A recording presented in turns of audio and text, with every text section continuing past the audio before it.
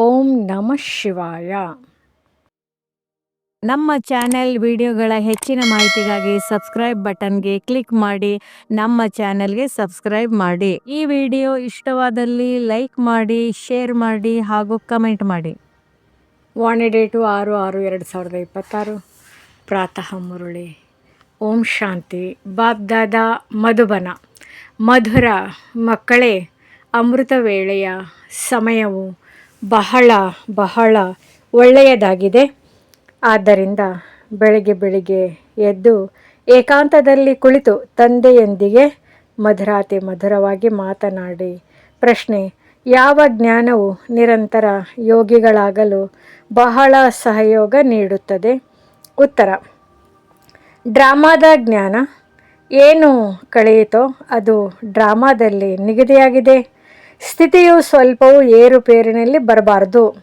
ಭಲೆ ಎಂತಹದೇ ಪರಿಸ್ಥಿತಿ ಇರಲಿ, ಭೂಕಂಪವಾಗಲಿ, ವ್ಯಾಪಾರದಲ್ಲಿ ನಷ್ಟವೇ ಆಗಲಿ, ಆದರೆ ಸ್ವಲ್ಪವೂ ಸಂಶಯ ಬರಬಾರದು. ಅಂಥವರಿಗೆ ಮಹಾವೀರರೆಂದು ಹೇಳುತ್ತಾರೆ. ಒಂದು ವೇಳೆ ಡ್ರಾಮಾದ ಯಥಾರ್ಥ ಜ್ಞಾನವು ಇಲ್ಲವೆಂದರೆ ಕಣ್ಣೀರು ಹಾಕುತ್ತಿರುತ್ತಾರೆ. ಡ್ರಾಮಾದ ಜ್ಞಾನವು ನಿರಂತರ ಯೋಗಿಗಳಾಗುವುದರಲ್ಲಿ ಬಹಳ ಸಹಯೋಗ ನೀಡುತ್ತದೆ. ಗೀತೆ. ಓಂ ನಮಃ ಶಿವಾಯ.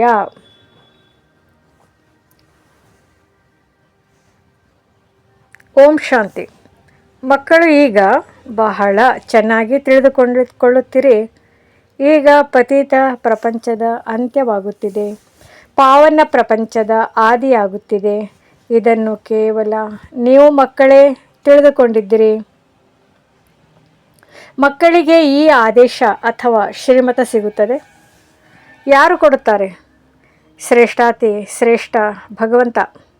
ಅವರು ಪತಿತರಿಂದ ಪಾವನರಾಗಬೇಕೆಂದು ತಿಳಿಸುತ್ತಾ ಇರುತ್ತಾರೆ. ಈ ಜ್ಞಾನವು ನಿಮಗಾಗಿ ಇದೆ. ಮತ್ತೆಲ್ಲರೂ ಪತಿತರಾಗಿದ್ದರೆ ಈ ಪತಿತ ಪ್ರಪಂಚದ ವಿನಾಶವು ಖಂಡಿತ ಆಗುವುದು. ವಿಕಾರಿಗೆ ಪತಿತರೆಂದು ಹೇಳಲಾಗುತ್ತದೆ. ತಂದೆ ತಿಳಿಸುತ್ತಾರೆ, ನೀವು ಜನ್ಮಾಂತರದಿಂದ ನೀವು ಒಬ್ಬರು ಇನ್ನೊಬ್ಬರಿಗೆ ದುಃಖ ಕೊಡುತ್ತಾ ಬಂದಿದ್ದೀರಿ. ಆದ್ದರಿಂದ ನೀವು ಆದಿ ಮಧ್ಯ ಅಂತ್ಯ ದುಃಖವನ್ನು ಪಡೆಯುತ್ತೀರಿ. ಒಬ್ಬರು ಇನ್ನೊಬ್ಬರನ್ನು ಪತಿತರನ್ನಾಗಿ ಮಾಡುತ್ತೀರಿ. ನಾವು ಪತಿತರಾಗಿದ್ದೇವೆಂದು ಕರೆಯುತ್ತಾರೆ, ಆದರೆ ಬುದ್ಧಿಯಲ್ಲಿ ಪೂರ್ಣ ರೀತಿಯಲ್ಲಿ ಕುಳಿತುಕೊಳ್ಳುವುದಿಲ್ಲ. ಪತಿತ ಪಾವನ ಬನ್ನಿ ಎಂದು ಹೇಳುತ್ತಾರೆ, ಆದರೂ ಪತಿತತನವನ್ನು ಬಿಡುವುದೇ ಇಲ್ಲ. ನೀವೀಗ ತಿಳಿದುಕೊಂಡಿದ್ದೀರಿ. ಇದೆಲ್ಲವೂ ಪಾವನರಾಗುವ ಮಾತಾಗಿದೆ. ಇದನ್ನು ತಿಳಿಸುವವರು ಸಹ ಯಾರಾದರೂ ಬೇಕಲ್ಲವೇ? ಅಂದಾಗ ಒಬ್ಬ ತಂದೆಯೇ ತಿಳಿಸುವವರಾಗಿದ್ದಾರೆ. ಬಾಕಿ ಈ ಗುರುಗಳು ಯಾರೂ ಸಹ ಯಾರನ್ನು ಪಾವನ ಮಾಡಲು ಸಾಧ್ಯವಿಲ್ಲ. ಪಾವನರು ಸಹ ಕೇವಲ ಒಂದು ಜನ್ಮಕ್ಕಾಗಿ ಅಲ್ಲ, ಜನ್ಮಾಂತರಕ್ಕಾಗಿ ಆಗಬೇಕಾಗಿದೆ. ನಿಮ್ಮಲ್ಲಿಯೂ ಯಾರು ಜ್ಞಾನವಂತರಾಗಿದ್ದಾರೆಯೋ ಅವರು ತೀಕ್ಷ್ಣವಾಗಿರುತ್ತಾರೆ. ಡ್ರಾಮಾನುಸಾರ ಅದು ನಿಗದಿಯಾಗಿದೆ. ನಿಮ್ಮಲ್ಲಿಯೂ ಮಹಾವೀರತನವಿರಬೇಕು. ತಂದೆಯ ನೆನಪಿನಲ್ಲಿದ್ದಾಗಲೇ ಅದು ಬರುವುದು. ತಂದೆಯು ಬಹಳ ಚೆನ್ನಾಗಿ ತಿಳಿಸುತ್ತಾರೆ. ಹೇಗೆ ತಂದೆಯು ಹೇಳುತ್ತಾರೆ, ಮುಂಜಾನೆ ಎದ್ದು ನೆನಪು ಮಾಡಿ. ನೆನಪು ಮಾಡಲು ಆ ಸಮಯವು ಬಹಳ ಸುಂದರವಾಗಿದೆ. ಅದಕ್ಕೆ ಪ್ರಭಾತವೆಂದು ಹೇಳಲಾಗುತ್ತದೆ. ಭಕ್ತಿ ಮಾರ್ಗದಲ್ಲಿಯೂ ಹೇ ನನ್ನ ಮನವೇ, ಮುಂಜಾನೆ ರಾಮಸ್ಮರಣೆ ಮಾಡು ಎಂದು ಹೇಳುತ್ತಾರೆ. ತಂದೆಯೂ ಸಹ ಹೇಳುತ್ತಾರೆ, ಮುಂಜಾನೆ ಎದ್ದು ತಂದೆಯಾದ ನನ್ನನ್ನು ನೆನಪು ಮಾಡಿರಿ, ಆಗ ಬಹಳ ಮಜಾ ಬರುವುದು. ತಂದೆಯ ನೆನಪಿನಲ್ಲಿ ಕುಳಿತು ಇದೇ ಚಿಂತನೆ ಮಾಡಬೇಕು. ಯಾರಿಗೆ ಹೇಗೆ ತಿಳಿಸಿಕೊಡುವುದು? ಅಮೃತ ವೇಳೆ ವಾಯುಮಂಡಲವು ಬಹಳ ಶುದ್ಧವಾಗಿರುತ್ತದೆ. ದಿನದಲ್ಲಂತೂ ಉದ್ಯೋಗ ವ್ಯವಹಾರಗಳ ಜಂಜಾಟವಿರುತ್ತದೆ. ರಾತ್ರಿ 12 ಗಂಟೆಯವರೆಗೆ ವಿಕಾರಿ ವಾಯುಮಂಡಲವಿರುತ್ತದೆ. ಸಾಧು ಸಂತ ಭಕ್ತರೆಲ್ಲರೂ ಮುಂಜಾನೆಯ ಸಮಯದಲ್ಲಿ ಭಕ್ತಿ ಮಾಡುತ್ತಾರೆ. ಹಾಗೆ ನೋಡಿದರೆ ದಿನದಲ್ಲಿ ನೆನಪು ಮಾಡಬಹುದು. ಭಲೆ ಉದ್ಯೋಗ ವ್ಯವಹಾರಗಳಲ್ಲಿ ಇರಬಹುದು. ಬುದ್ಧಿಯೋಗವು ಯಾವ ದೇವತೆಯ ಪೂಜಾರಿಯಾಗಿರುವರೋ ಅವರ ಬಳಿಯೇ ಇರುವುದು. ಆದರೆ ಈ ರೀತಿ ಯಾರಿಗೂ ಇರುವುದಿಲ್ಲ. ಭಕ್ತಿ ಮಾರ್ಗದಲ್ಲಿ ಕೇವಲ ದರ್ಶನಕ್ಕಾಗಿ ಪರಿಶ್ರಮ ಪಡುತ್ತಾರೆ. ಸಿಗುವುದೇನೂ ಇಲ್ಲ. ಅವರು ಸಹ ಭಕ್ತಿ ಮಾಡುತ್ತಾ ಮಾಡುತ್ತಾ ತಮೋ ಪ್ರಧಾನವಾಗಲೇಬೇಕು. ಭಕ್ತಿ ಮಾರ್ಗದಲ್ಲಿಯೂ ಶಿವನಿಗೆ ಬಲಿ ಕೊಡುತ್ತಾರೆ. ಅದಕ್ಕೆ ಕಾಶಿ ಕಲ್ವಟ್ ಎಂದು ಹೇಳುತ್ತಾರೆ. ಶಿವನನ್ನು ನೆನಪು ಮಾಡುತ್ತಾ ಮಾಡುತ್ತಾ ಬಾವಿಯಲ್ಲಿ ಹೋಗಿ ಬೀಳುತ್ತಾರೆ. ಶಿವನಿಗೆ ಬಲಿಯಾಗುತ್ತಾರೆ. ಅದು ಭಕ್ತಿ ಮಾರ್ಗದ ಬಲಿಯಾಗಿದೆ. ಇದು ಜ್ಞಾನ ಮಾರ್ಗದ ಬಲಿಯಾಗಿದೆ. ಅದು ಪರಿಶ್ರಮ, ಇದು ಪರಿಶ್ರಮವಾಗಿದೆ. ಭಕ್ತಿ ಮಾರ್ಗದಲ್ಲಿ ಇದರಿಂದ ಏನು ಲಾಭವಿಲ್ಲ. ಇದು ಹೇಗೆ ಆತ್ಮವು ತನ್ನ ಶರೀರವನ್ನು ಘಾತ ಮಾಡಿಕೊಂಡಂತೆ ಇದು ಜ್ಞಾನವಲ್ಲ. ಆತ್ಮವೇ ಪರಮಾತ್ಮನೆಂದು ಅವರು ಹೇಳಿಬಿಡುತ್ತಾರೆ. ಆತ್ಮಾಭಿಮಾನಿಯಂತೂ ಒಬ್ಬರೇ ತಂದೆ ಆಗಿದ್ದಾರೆ. ಅವರು ಮಕ್ಕಳಿಗೆ ತಿಳಿಸುತ್ತಾರೆ, ಪರಮಾತ್ಮನು ನಾನೊಬ್ಬನೇ ಆಗಿದ್ದೇನೆ. ಆತ್ಮನೇ ಪರಮಾತ್ಮನೆಂದು ಹೇಳುವುದು ಅತಿ ದೊಡ್ಡ ಸುಳ್ಳಾಗಿದೆ. ಆತ್ಮವೇ ಪರಮಾತ್ಮನಾಗಲು ಸಾಧ್ಯವಿಲ್ಲ. ತಂದೆಯು ತಿಳಿಸುತ್ತಾರೆ, ನಾನು ಪತಿತರನ್ನು ಪಾವನರನ್ನಾಗಿ ಮಾಡುವುದಕ್ಕಾಗಿಯೇ ಬರುತ್ತೇನೆ ಅಂದಾಗ ಪಾವನರನ್ನಾಗಿ ಮಾಡುತ್ತಿದ್ದೇನೆ.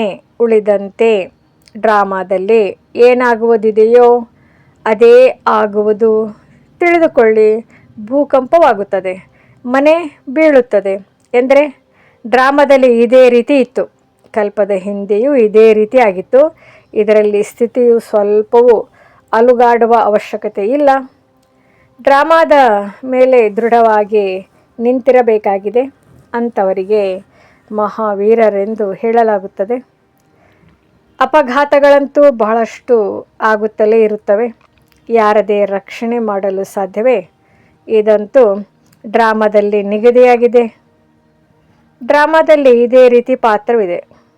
ಯಾರು ಡ್ರಾಮಾವನ್ನು ತಿಳಿದುಕೊಂಡಿಲ್ಲವೋ ಅವರು ದೇಹವನ್ನು ನೆನಪು ಮಾಡಿಕೊಂಡು ಕಣ್ಣೀರನ್ನು ಸುರಿಸುತ್ತಾರೆ. ಅವರೆಂದು ಶಿವ ತಂದೆಯನ್ನು ನೆನಪು ಮಾಡಲು ಸಾಧ್ಯವಿಲ್ಲ. ಏಕೆಂದರೆ ಶಿವ ತಂದೆಯೊಂದಿಗೆ ಪ್ರೀತಿ ಇಲ್ಲ, ಸತ್ಯವಾದ ಪ್ರೀತಿ ಇಲ್ಲ. ಇಂತಹ ತಂದೆಯ ಜೊತೆಯಂತೂ ಸಂಪೂರ್ಣ ಪ್ರೀತಿಯನ್ನಿಡಬೇಕು. ನೀವು ಕಲ್ಪಕಲ್ಪವು ಶಿವ ತಂದೆಯ ಜೊತೆ ಪ್ರೀತಿ ಬುದ್ಧಿಯವರಾಗುತ್ತೀರಿ. ದೇವತೆಗಳಿಗೆ ತಂದೆಯ ಜೊತೆ ಪ್ರೀತಿ ಬುದ್ಧಿ ಇತ್ತು.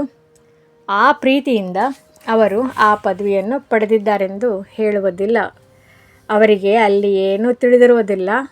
ಇಡೀ ಕಲ್ಪದಲ್ಲಿ ತಂದೆಯ ಜೊತೆ ಪ್ರೀತಿಯನ್ನು ನೀಡಲು ನಿಮಗೆ ಅವರ ಬಗ್ಗೆ ತಿಳಿದಿರುವುದೇ ಇಲ್ಲ. ಈಗ ತಂದೆಯು ತಮ್ಮ ಪರಿಚಯ ನೀಡಿದ್ದಾರೆ. ತಂದೆಯು ತಿಳಿಸುತ್ತಾರೆ, ಮತ್ತೆಲ್ಲ ಸಂಘಗಳನ್ನು ಬಿಟ್ಟು ನನ್ನನ್ನೊಬ್ಬನ ಸಂಘ ಮಾಡಿ. ಇದು ಖಂಡಿತವಾಗಿಯೂ ವಿನಾಶ ಕಾಲವಾಗಿದೆ. ಇದನ್ನು ನೀವು ಮಕ್ಕಳು ತಿಳಿದುಕೊಂಡಿದ್ದೀರಿ.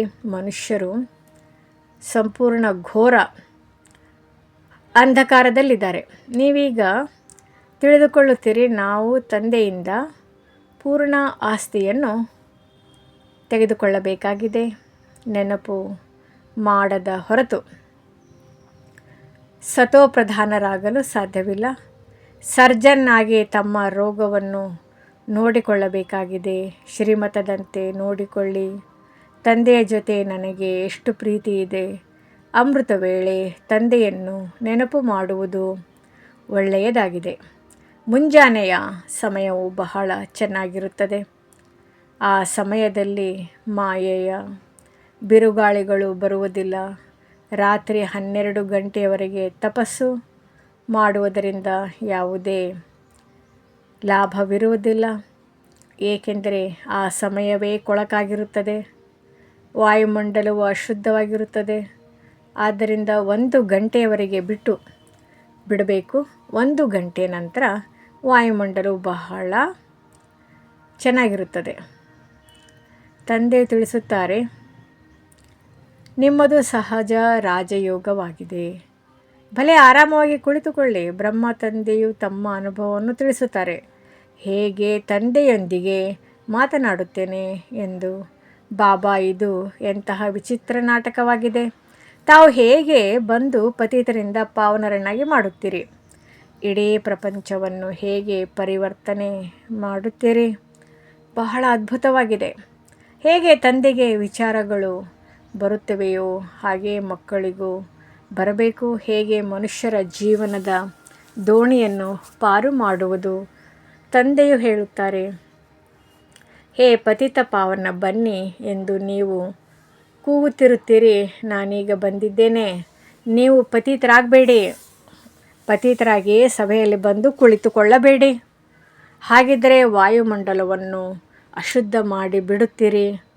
ತಂದೆಗಂತೂ ಅರ್ಥವಾಗುತ್ತದೆ. ದೆಹಲಿಯಲ್ಲಿ, ಬಾಂಬೆಯಲ್ಲಿ ಹೀಗೆ ವಿಕಾರದಲ್ಲಿ ಹೋಗುವವರು ಬಂದು ಕುಳಿತು ಬಿಡುತ್ತಿದ್ದರು. ಅಸುರರು ಬಂದು ವಿಘ್ನ ಹಾಕಲು ಕುಳಿತುಕೊಳ್ಳುತ್ತಿದ್ದರೆಂದು ಗಾಯನವಿದೆ. ವಿಕಾರದಲ್ಲಿ ಹೋಗುವವರಿಗೆ ಅಸುರರೆಂದು ಹೇಳಲಾಗುತ್ತದೆ. ವಾಯುಮಂಡಲವನ್ನು ಹಾಳು ಮಾಡುತ್ತಾರೆ. ಅವರಿಗೆ ಬಹಳ ಕಠಿಣ ಶಿಕ್ಷೆಯಾಗುತ್ತದೆ. ತಂದೆಯು ಎಲ್ಲ ಮಾತುಗಳನ್ನು ತಿಳಿಸುತ್ತಾರೆ. ಆದರೂ ಸಹ ತಮಗೆ ನಷ್ಟ ಮಾಡಿಕೊಳ್ಳದೆ ಇರುವುದೇ ಇಲ್ಲ. ಸುಳ್ಳನ್ನು ಹೇಳುತ್ತಾರೆ. ಇಲ್ಲವಾದರೆ ಕೂಡಲೇ ಬರೆದು ಬಿಡಬೇಕು, ಬಾಬಾ ನನ್ನಿಂದ ಈ ತಪ್ಪಾಯಿತು ಕ್ಷಮಿಸಿ ಎಂದು ತಮ್ಮ ಪಾಪವನ್ನು ಬರೆಯಿರಿ. ಇಲ್ಲದಿದ್ದರೆ ಅದು ವೃದ್ಧಿ ಹೊಂದುತ್ತಾ ಇರುತ್ತದೆ ಮತ್ತು ರಸಾತಳಕ್ಕೆ ಹೊರಟು ಹೋಗುತ್ತದೆ. ಬಹಳಷ್ಟು ಕಡೆ ಬರುತ್ತಾರೆ, ಬಂದು ಇನ್ನೂ ಕಿವಿಗಳನ್ನು ಕತ್ತರಿಸಿಕೊಳ್ಳುತ್ತಾರೆ. ಇದು ಸಹ ಡ್ರಾಮಾದಲ್ಲಿ ಪಾತ್ರವಿದೆ. ಇಂತಹ ಅಸುರರು ಕಲ್ಪದ ಮೊದಲು ಇದ್ದರೂ ಈಗಲೂ ಇದ್ದಾರೆ.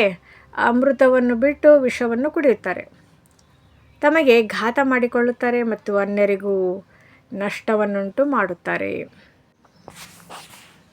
ವಾಯುಮಂಡಲವನ್ನು ಕೆಡಿಸಿಬಿಡುತ್ತಾರೆ. ಬ್ರಾಹ್ಮಣರು ಸಹ ಎಲ್ಲರೂ ಒಂದೇ ಸಮಾನರಾಗಿಲ್ಲ. ಮಹಾರಥಿಗಳು, ಕುದುರೆ ಸವಾರರು, ಕಾಲಾಳುಗಳು ಎಲ್ಲರೂ ಇದ್ದಾರೆ. ನೀವು ಮಕ್ಕಳಿಗೆ ಅಪಾರ ಖುಷಿ ಇರಬೇಕು. ಬಾಬಾ ಸಿಕ್ಕಿದರು ಅಂದ ಮೇಲೆ ಮತ್ತೇನು ಬೇಕು? ತಮ್ಮ ಮಕ್ಕಳನ್ನು ಸಹ ಸಂಭಾಲನೆ ಮಾಡಬೇಕಾಗಿದೆ. ಬಾಬಾ ಇವರೆಲ್ಲರೂ ತಮ್ಮ ಮಕ್ಕಳಾಗಿದ್ದರೆ ನೀವೇ ಸಂಭಾಲನೆ ಮಾಡಿ. ನಾವಂತೂ ನಿಮ್ಮವರಾಗಿ ಬಿಟ್ಟೆವು ಎಂದಲ್ಲ. ತಂದೆಯು ತಿಳಿಸುತ್ತಾರೆ, ಗೃಹಸ್ಥ ವ್ಯವಹಾರದಲ್ಲಿರುತ್ತಾ ಕಮಲ ಪುಷ್ಪ ಸಮಾನ ಪವಿತ್ರರಾಗಿರಿ. ಯಾವುದೇ ಪತಿತ ಕರ್ಮವನ್ನು ಮಾಡಬೇಡಿ. ಮೊದಲ ಮಾತು ಕಾಮದ್ದಾಗಿದೆ. ದ್ರೌಪದಿಯು ಸಹ ಇದಕ್ಕಾಗಿಯೇ ಕರೆದಳು, ನನ್ನನ್ನು ಇವರು ಅಪಮಾನ ಮಾಡುತ್ತಾರೆ ಎಂದು. ಯಾವಾಗ ಕೇಳುವಂತಹ ತಂದೆಯು ಬಂದಿದ್ದರೋ ಆಗಲೇ ಕರೆದಳು. ತಂದೆಯು ಬರುವುದಕ್ಕೆ ಮೊದಲು ಯಾರೂ ಕರೆಯುವುದಿಲ್ಲ, ಯಾರನ್ನೋ ಕರೆಯುತ್ತಾರೆ. ತಂದೆಯು ಬಂದಿದ್ದಾರೆ, ಆದ್ದರಿಂದಲೇ ಕರೆಯುತ್ತಾರೆ. ಪತಿತರಿಂದ ಪಾವನರಾಗಿ ಮತ್ತೆ ಎಲ್ಲಿ ಹೋಗುವರು? ಹಿಂತಿರುಗಿ ಹೋಗಬೇಕಾಗಿದೆ. ಅದಂತೂ ಇದೇ ಸಮಯವಾಗಿದೆ. ಎಲ್ಲರ ಸದ್ಗತಿದಾತ ಮುಕ್ತಿದಾತನು ಒಬ್ಬರೇ ಆಗಿದ್ದಾರೆ. ಇಲ್ಲಂತೂ ದುಃಖವಿದೆ.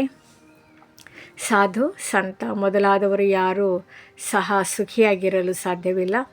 ಎಲ್ಲರಿಗೂ ಯಾವುದಾದರೊಂದು ದುಃಖ, ರೋಗ ಇತ್ಯಾದಿ ಇದ್ದೇ ಇರುತ್ತದೆ. ಕೆಲವರು ಗುರುಗಳು ಕುರುಡರು, ಕುಂಟರು ಇರುತ್ತಾರೆ. ಅಂದಮೇಲೆ ಅವರು ಅವಶ್ಯವಾಗಿ ಅಂತಹ ಯಾವುದೋ ಕೆಲಸ ಮಾಡಿದ್ದಾರೆ. ಆದ್ದರಿಂದಲೇ ಕುರುಡರು ಕುಂಟರಾಗುತ್ತಾರೆ. ಸತ್ಯುಗದಲ್ಲಿ ಯಾರೂ ಕುರುಡ ಕುಂಟರಿರುವುದಿಲ್ಲ. ಮನುಷ್ಯರಿಗೆ ಇದು ತಿಳಿದಿದೆಯೇ? ತಂದೆಯೇ ಬಂದು ತಿಳಿಸುತ್ತಾರೆ. ತಂದೆಯೇ ಜ್ಞಾನ ಸಾಗರ. ಪತಿತ ಪಾವನನಾಗಿದ್ದಾರೆ. ಉಳಿದವರೆಲ್ಲರೂ ಭಕ್ತಿಯಾಗಿದೆ. ಭಕ್ತಿ ಮಾರ್ಗವೇ ಬೇರೆಯಾಗಿದೆ. ಅದು ಏಣಿಯನ್ನು ಇಳಿಯುವ ಮಾರ್ಗವಾಗಿದೆ. ಇಳಿಯುತ್ತಾ ಜೀವನ ಬಂಧನದಲ್ಲಿ ಬರಲು 84 ಜನ್ಮಗಳು ಹಿಡಿಸುತ್ತದೆ. ಜೀವನ ಮುಕ್ತರಾಗಲು ಕೇವಲ 1 ಸೆಕೆಂಡ್ ಹಿಡಿಸುತ್ತದೆ. ಆದರೆ ತಂದೆಯ ಮತದಂತೆ ನಡೆದು ಅನ್ಯರನ್ನು ನೆನಪು ಮಾಡಿದಾಗ ಮಾತ್ರ. ನಂಬರ್ ವಾರಂತೂ ಇರುತ್ತಾರಲ್ಲವೇ ಬಾಬಾ, ನಮಗೆ ಇಂತಹ ಶಿಕ್ಷಕಿಯರು ಸಿಕ್ಕಿದರೆ ಒಳ್ಳೆಯದು ಎಂದು ಹೇಳುತ್ತಾರೆ. ಅಂದಮೇಲೆ ಅವಶ್ಯವಾಗಿ ತಾನು ನಿರ್ಬಲರಾಗಿದ್ದಾರೆ. ಆದ್ದರಿಂದಲೇ ಇಂಥವರನ್ನು 2-4 ತಿಂಗಳಿಗಾಗಿ ಕಳುಹಿಸಿ ಎಂದು ಹೇಳುತ್ತಾರೆ. ತಂದೆಯು ಹೇಳುತ್ತಾರೆ, ಇದು ಸಹ ತಪ್ಪಾಗಿದೆ. ಯಾವಾಗ ತಂದೆಯು ಕೇವಲ ನನ್ನನ್ನೊಬ್ಬನನ್ನು ನೆನಪು ಮಾಡಿ ಮತ್ತು ಸ್ವದರ್ಶನ ಚಕ್ರವನ್ನು ತಿರುಗಿಸಿ ಅನ್ಯರಿಗೂ ತಿಳಿಸಿಕೊಡಿ ಎಂದು ಸಹಜ ಮಾತನ್ನು ತಿಳಿಸುತ್ತಾರೆ. ಅಂದಮೇಲೆ ನೀವು ಬ್ರಾಹ್ಮಣಿಯರನ್ನು ಏಕೆ ನೆನಪು ಮಾಡುತ್ತೀರಿ? ಇದರಲ್ಲಿ ಬ್ರಾಹ್ಮಣಿಯರು ಏನು ಮಾಡುತ್ತಾರೆ? ಇದಂತೂ ಸೆಕೆಂಡಿನ ಮಾತಾಗಿದೆ. ನೀವು ಉದ್ಯೋಗ ವ್ಯವಹಾರಗಳಲ್ಲಿ ಇದನ್ನು ಮರೆತು ಹೋಗುತ್ತೀರಿ. ಈಗಲೂ ಸಹ ಬ್ರಾಹ್ಮಣಿಯು ಇದನ್ನೇ ಹೇಳುವರು, ಮನ್ಮನ ಭವ. ಕೆಲವರು ಮಂದ ಬುದ್ಧಿಯವರು ತಿಳಿದುಕೊಳ್ಳುವುದೇ ಇಲ್ಲ, ಕೇವಲ ಒಳ್ಳೆಯ ಬ್ರಾಹ್ಮಣಿ ಬೇಕೆಂದು ಹೇಳುತ್ತಾರೆ. ನಿಮಗೆ ಜ್ಞಾನವಂತೂ ಸಿಕ್ಕಿದೆ ಅಲ್ಲವೇ? ಅಂದಮೇಲೆ ತಂದೆ ಮತ್ತು ಆಸ್ತಿಯನ್ನು ನೆನಪು ಮಾಡಿ, ದೇಹದ ಅಭಿಮಾನವನ್ನು ಬಿಟ್ಟು ಬಿಡಿ. ಇದು ನಮ್ಮ ಸೇವಾ ಕೇಂದ್ರವಾಗಿದೆ, ಇದು ಇವರ ಸೇವಾ ಕೇಂದ್ರವಾಗಿದೆ. ಈ ವಿದ್ಯಾರ್ಥಿಗಳು ಇಲ್ಲಿಗೇಕೆ ಹೋಗುತ್ತಾರೆ? ಇದೆಲ್ಲವೂ ದೇಹಾಭಿಮಾನವಾಗಿದೆ. ಎಲ್ಲವೂ ಶಿವತಂದೆಯ ಸೇವಾ ಕೇಂದ್ರಗಳಾಗಿವೆ. ನಮ್ಮ ಸೇವಾ ಕೇಂದ್ರಗಳೇನು? ಇಂಥವರು ನಮ್ಮ ಸೇವಾ ಕೇಂದ್ರಕ್ಕೆ ಏಕೆ ಬರುವುದಿಲ್ಲವೆಂದು ನಿಮಗೇಕೆ ಸಂಕಲ್ಪ ಬರುತ್ತದೆ? ಎಲ್ಲಿಯಾದರೂ ಹೋಗಲಿ, ತಂದೆಯು ಯಾವಾಗಲೂ ಹೇಳುತ್ತಾರೆ, ಯಾರೊಂದಿಗೂ ಬೇಡಿ. ಇದನ್ನಂತೂ ತಿಳಿದುಕೊಳ್ಳಬಹುದು. ಬೀಜ ಬಿತ್ತಿಲ್ಲವೆಂದರೆ ಸಿಗುವುದೇನು? ಭಕ್ತಿ ಮಾರ್ಗದಲ್ಲಿಯೂ ದಾನ ಪುಣ್ಯ ಮಾಡಲಾಗುತ್ತದೆ. ನೀವೆಲ್ಲರೂ ಭಕ್ತಿ ಮಾರ್ಗದಲ್ಲಿ ಈಶ್ವರಾರ್ಥವಾಗಿ ಪರೋಕ್ಷವಾಗಿ ಮಾಡುತ್ತಿದ್ದೀರಿ. ಸನ್ಯಾಸಿಗಳಿಗೂ ಬಹಳ ಕೊಡುತ್ತಾರೆ. ವಾಸ್ತವದಲ್ಲಿ ಬಡವರಿಗೆ ದಾನ ಮಾಡಲಾಗುತ್ತದೆ, ಸಾಹುಕಾರಿಗೆ ಅಲ್ಲ. ಇದರಲ್ಲಿ ಧಾನ್ಯಗಳ ದಾನವು ಎಲ್ಲದಕ್ಕಿಂತ ಒಳ್ಳೆಯದಾಗಿದೆ. ಅದನ್ನು ತಂದೆ ತಿಳಿಸುತ್ತಾರೆ. ದಾನ ಮಾಡಿದರೆ ಇನ್ನೊಂದು ಜನ್ಮದಲ್ಲಿ ಅದರ ಫಲವು ಸಿಗುತ್ತದೆ. ಈಶ್ವರನೇ ಎಲ್ಲರಿಗೆ ಫಲ ಕೊಡುತ್ತಾರೆ. ಸಾಧು ಸಂತ ಮೊದಲಾದ ಯಾರೂ ಸಹ ಪ್ರತಿಫಲವನ್ನು ಕೊಡಲು ಸಾಧ್ಯವಿಲ್ಲ. ಕೊಡುವವರು ಒಬ್ಬರೇ ಆಗಿದ್ದಾರೆ. ಅವರು ಯಾರ ಮೂಲಕವಾದರೂ ಕೊಡಬಹುದು. ತಂದೆ ತಿಳಿಸುತ್ತಾರೆ, ನೀವು ಈಶ್ವರಾರ್ಥವಾಗಿ ಕೊಡುತ್ತಿದ್ದೀರಿ. ಆಗಲೂ ಸಹ ಅಂದರೆ ಭಕ್ತಿ ಮಾರ್ಗದಲ್ಲಿ ಇನ್ನೊಂದು ಜನ್ಮದಲ್ಲಿ ನಿಮಗೆ ಅದರ ಫಲವನ್ನು ಕೊಡಿಸುತ್ತಿದ್ದೇನು. ಈಗಂತೂ ನಾನು ಡೈರೆಕ್ಟ್ ಬಂದಿದ್ದೇನೆ. ಈಗ ನಿಮಗೆ 21 ಜನ್ಮಗಳಿಗಾಗಿ ಫಲ ಸಿಗುತ್ತದೆ. ಮೃತ್ಯು ಸನ್ಮುಖದಲ್ಲಿ ನಿಂತಿದೆ. ಭಕ್ತಿ ಮಾರ್ಗದಲ್ಲಿ ನಿಮಗೆ ಮತ್ತು ಮೃತ್ಯು ಸನ್ಮುಖದಲ್ಲಿ ನಿಂತಿದೆ. ಆದ್ದರಿಂದ ತಮ್ಮದೆಲ್ಲವನ್ನು ಸಫಲ ಮಾಡಿಕೊಳ್ಳಿ ಎಂದು ಹೇಳುತ್ತಿರಲಿಲ್ಲ. ಈಗ ತಂದೆ ತಿಳಿಸುತ್ತಾರೆ, ಯಾರು ಬೇಕಾದರೂ ಈ ಆತ್ಮಿಕ ಆಸ್ಪತ್ರೆಯನ್ನು ತೆಗೆಯಿರಿ, ಮನೆ ಕಟ್ಟಿಸಿ ಅದರಲ್ಲಿ ಈ ಆಸ್ಪತ್ರೆಯನ್ನು ತೆರೆಯುವುದೇ ಎಂದು ಕೆಲವರು ಕೇಳುತ್ತಾರೆ. ಅದಕ್ಕೆ ತಂದೆಯು ತಿಳಿಸುತ್ತಾರೆ, ಇಂದು ಮನೆ ಕಟ್ಟಿಸಿ ನಾಳೆ ಶರೀರ ಬಿಟ್ಟರೆ ಇದೆಲ್ಲವೂ ಸಮಾಪ್ತಿಯಾಗುವುದು. ಶರೀರದ ಮೇಲೆ ಯಾವುದೇ ಭರವಸೆ ಇಲ್ಲ. ಈಗ ಏನಿದೆಯೋ ಅದರಲ್ಲಿಯೇ ಒಂದು ಕೋಣೆಯಲ್ಲಿ ಆತ್ಮಿಕ ಆಸ್ಪತ್ರೆ ಹಾಗೂ ಆತ್ಮಿಕ ಕಾಲೇಜನ್ನು ತೆರೆಯಿರಿ. ಅನೇಕರ ಕಲ್ಯಾಣ ಮಾಡುತ್ತೀರೆಂದರೆ ಬಹಳ ಶ್ರೇಷ್ಠ ಪದವಿಯನ್ನು ಪಡೆಯುವಿರಿ. ಒಳ್ಳೆಯದು.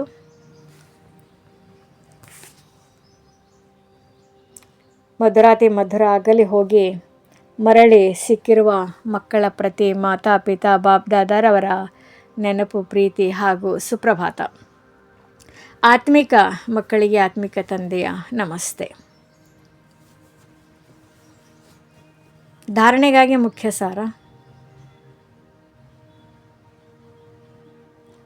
ಶ್ರೀಮತದಂತೆ ತಮ್ಮನ್ನು ತಾವು ನೋಡಿಕೊಳ್ಳಿ. ಈ ವಿನಾಶ ಕಾಲದಲ್ಲಿ ಒಬ್ಬ ತಂದೆಯೊಂದಿಗೆ ನನಗೆ ಸತ್ಯ ಪ್ರೀತಿ ಇದೆಯೇ? ಮತ್ತೆಲ್ಲ ಸಂಘಗಳನ್ನು ಬಿಟ್ಟು ಒಬ್ಬರ ಸಂಘ ಮಾಡಿದ್ದೇನೆಯೇ ಎಂದು ಯಾವುದೇ ವಿಕರ್ಮ ಮಾಡಿ ಅಸುರನಾಗುತ್ತಿಲ್ಲವೇ? ಹೀಗೆ ಪರಿಶೀಲನೆ ಮಾಡಿಕೊಂಡು ಸ್ವಯಂವನ್ನು ಪರಿವರ್ತನೆ ಮಾಡಿಕೊಳ್ಳಬೇಕು.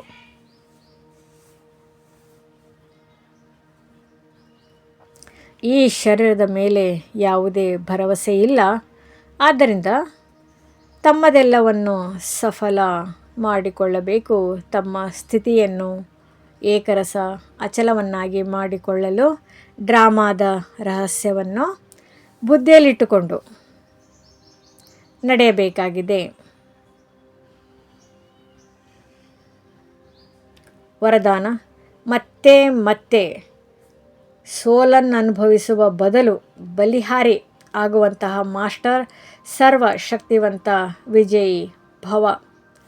ತಮ್ಮನ್ನು ಸದಾ ವಿಜಯಿ ರತ್ನ ಎಂದು ತಿಳಿದುಕೊಂಡು ಪ್ರತಿ ಸಂಕಲ್ಪ ಹಾಗೂ ಕರ್ಮವನ್ನು ಮಾಡುತ್ತೀರೆಂದರೆ ಎಂದಿಗೂ ಸೋಲಾಗಲು ಸಾಧ್ಯವಿಲ್ಲ. ಮಾಸ್ಟರ್ ಸರ್ವಶಕ್ತಿವಂತನೆಂದಿಗೂ ಸೋಲನ್ನು ಅನುಭವಿಸಲು ಸಾಧ್ಯವಿಲ್ಲ. ಒಂದು ವೇಳೆ ಮತ್ತೆ ಮತ್ತೆ ಸೋಲಾಗುತ್ತಿದೆ ಎಂದರೆ ಧರ್ಮರಾಜನ ಶಿಕ್ಷೆಯನ್ನು ಅನುಭವಿಸಬೇಕಾಗುತ್ತದೆ ಹಾಗೂ ಭವಿಷ್ಯದಲ್ಲಿ ಹಾರವನ್ನು ತಯಾರು ಮಾಡಬೇಕಾಗುತ್ತದೆ. ದ್ವಾಪರದಿಂದ ಅನೇಕ ಮೂರ್ತಿಗಳಿಗೆ ಹಾರವನ್ನು ತೊಡಿಸುವವರು ಆಗಬೇಕಾಗುತ್ತದೆ. ಆದ್ದರಿಂದ ಸೋಲನ್ನು ಅನುಭವಿಸುವ ಬದಲು ಬಲಿಹಾರಿಯಾಗಿ ಬಿಡಿ. ತಮ್ಮ ಸಂಪೂರ್ಣ ಸ್ವರೂಪವನ್ನು ಧಾರಣೆ ಮಾಡಿಕೊಳ್ಳುವ ಪ್ರತಿಜ್ಞೆ ಮಾಡುತ್ತೀರೆಂದರೆ ವಿಜಯಿಗಳಾಗುವಿರಿ. ಸ್ಲೋಗನ್: ಯಾವಾಗ ಶಬ್ದವು ಬಲಹೀನತೆಯನ್ನು ಸಿದ್ಧ ಮಾಡುತ್ತದೆ, ಆದ್ದರಿಂದ ಯಾವಾಗಲೋ ಮಾಡುವುದಲ್ಲ, ಈಗ ಮಾಡಬೇಕಾಗಿದೆ.